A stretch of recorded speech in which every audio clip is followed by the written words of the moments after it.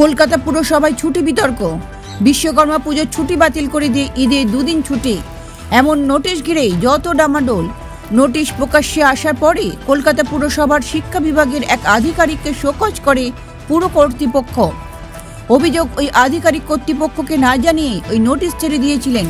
কেন তিনি এমনটা করলেন, 3 দিনের মধ্যে তার সঠিক কারণ দর্শাতে বলা হয়েছে আধিকারিক সিদ্ধার্থ শঙ্কর ধারাকে।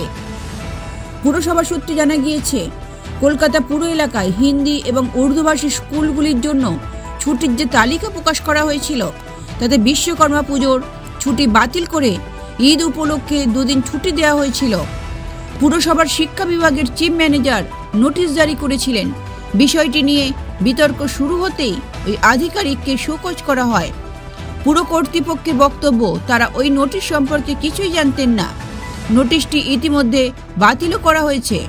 পুর কমিশনার ধবল জৈন বিবৃতি দিয়ে বলেন, ঊর্ধ্বতন কর্তৃপক্ষের সঙ্গে আলোচনা না করেই ওই নোটিশ জারি করা হয়েছিল। কলকাতা পুরসভা ওই নোটিশ সম্পর্কে কিছুই জানত না। ওই নোটিশ বাতিল করা হয়েছে। কলকাতা পুরসভার শিক্ষা বিভাগের মেয়র পারিষদ সন্দীপন সাহা জানিয়েছেন, অভিযুক্ত আধিকারিক কি কারণ দেখান তা দেখে পরবর্তী পদক্ষেপ করা হবে। আমি বলেছিলাম এই সরকারটা মুসলিম লীগ 2 সরকার।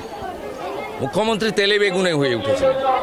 কলকাতা কর্পোরেশনের নোটিশ প্রমাণ করলো, ঈদে 2 দিন কেন 4 দিন ছুটি দেন না? বিশ্বকর্মা ছুটিটাকে বন্ধ করে কেন?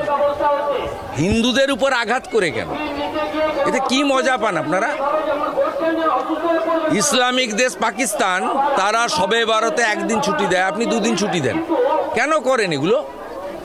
আপনি হিন্দুদের আক্রমণ করছেন কেন? বিশ্বকর্মা পুজোর দিন ছুটি কেন আপনার বন্ধ হবে? আমার বক্তব্য এটা। ব্যুরো রিপোর্ট, লটারি সংবাদ।